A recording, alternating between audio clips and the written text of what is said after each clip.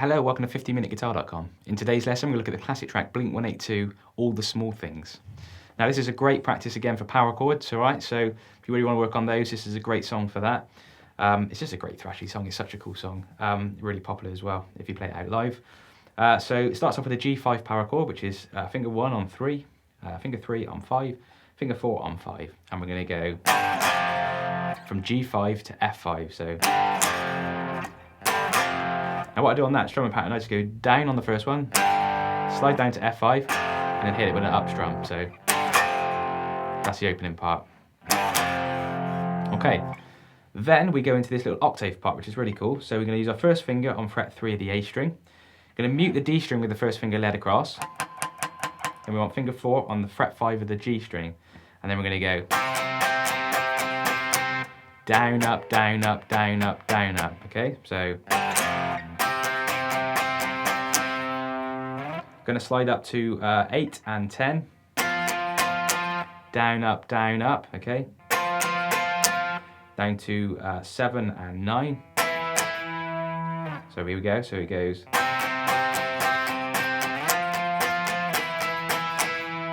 And then back to G5. And I'm going to go down, up, down, up, down, up, down, up, down. And then 1 A5. Sorry. Go slide to A5, which is 5, 7, and 7 on the E, A, and the D. And that's 4 of those. And then 2 on the F5. So the whole section from the beginning, slowly.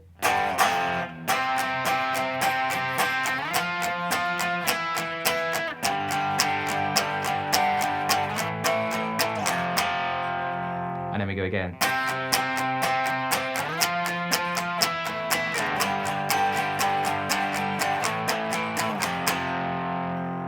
Okay, I'll play up to speed.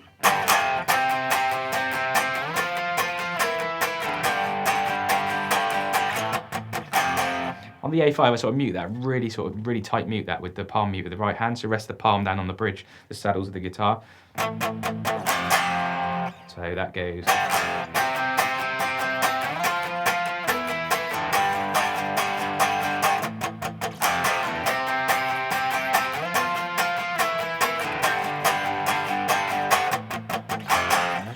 Now when you're being so thrashy with the right hand and just really sort of thrashing into it, you've got to be real careful not to hit any of the open strings.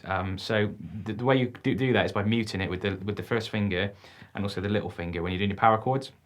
And also with your octaves as well. My first finger's going across there, so if I hit them, they're all muted, okay? So without that, it's just really important to be really clever with the muting of the left hand here, okay? We want it to be clean. We want to be really sort of loose with this. But with the left hand, we want to be really tight and make sure that we're keeping it all nice and quiet on the left hand, okay?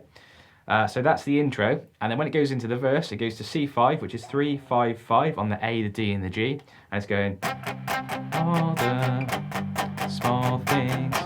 Now on this, you're going to be hitting the A, D, and the G, palm muted, okay? Really chunky sound, so all down as well. So no more down, up, down, up, down, up on this. You want a real chunky sound, real sort of like, you know, tight sound, okay? Then we go to G5, which is 3, 5, 5 on the E, A, and the D. So 8 of those, 8 G5, 8 F5, 8 G5.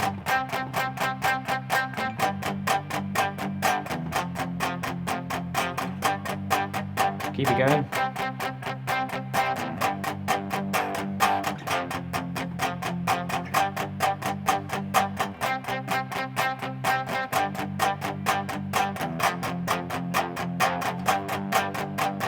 And when you hit the chorus, it's just,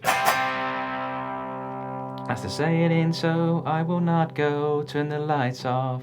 Now, there's always a confusion on this, and when I listen to the track, all I hear is just a C5 held out, okay? Some people change to the G5 and the F. I think it's the bass that does that, but to my ears, I just go down, up, down on the C5. Say it ain't so, I will not go, turn the lights off, carry me home. And then literally just hold that out. The bass might be going, say it ain't so, I will not go, turn the lights off, carry me home. The bass might be changing, but to my ears, the guitar's just holding on the C5. I will not go, turn the lights off, carry me. Now when it goes into the nanana bit, this is 3 and 5, back to the octave thing again. I go back to that, so 3 and 5 mute the D, so.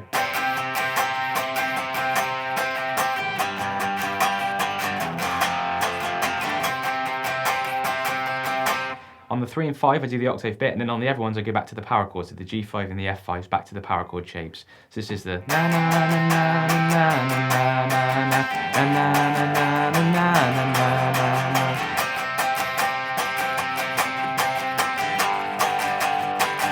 Then back to intro.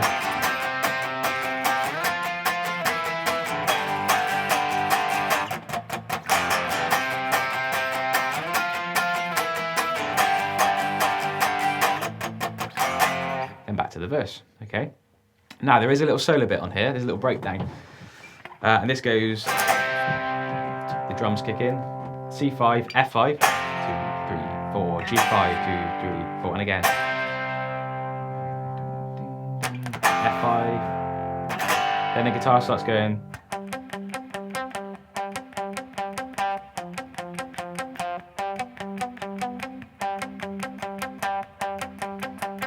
Now what it's doing there is just palm muting, so that's what gives it this effect. It's really simple. Without the palm mute, it's just.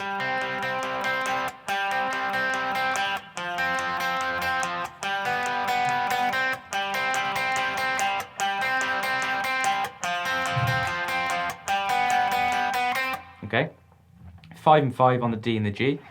Palm mute, this is a really important part of this section to make it sound good, so D, G, talking about strings now, okay, so D, G, D, G, D, G, D. 2 of those. Then you put your first finger down on fret 3 of the D, and your little finger stays on the G, fret 5.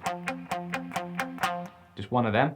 Finger 3 on fret 5 of the D, and finger 2 on fret 4 of the G. And then I hammer or pick, sorry, I pick it on the fret 5 of the G. So here we go.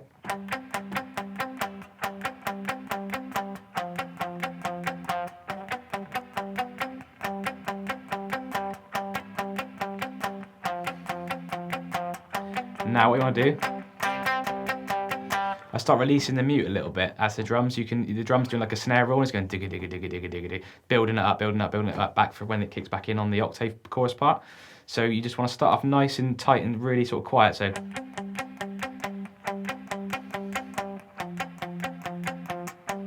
first couple of rounds.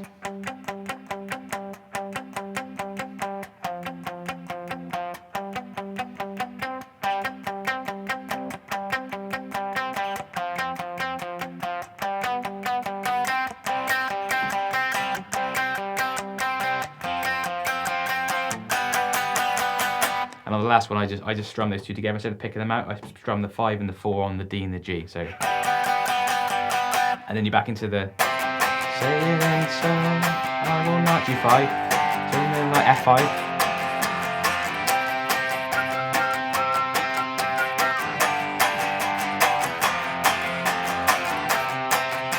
Now there's an accent here.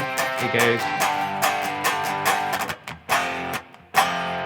That follows the drums as well, so you can hear that on the track. So try and sort of lock in with that on the track. It's right on the last sort of chorus, so G5, and then back in.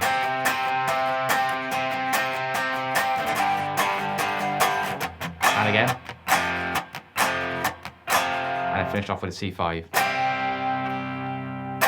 Okay?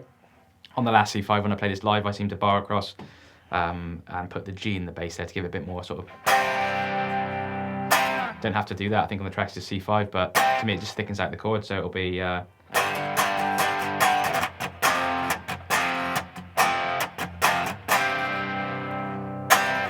okay. And that is All the Small Things by Blink-182. Hope you enjoyed that lesson, guys. Don't forget to subscribe as normal, and I look forward to seeing you next week for a lesson. Cheers for now.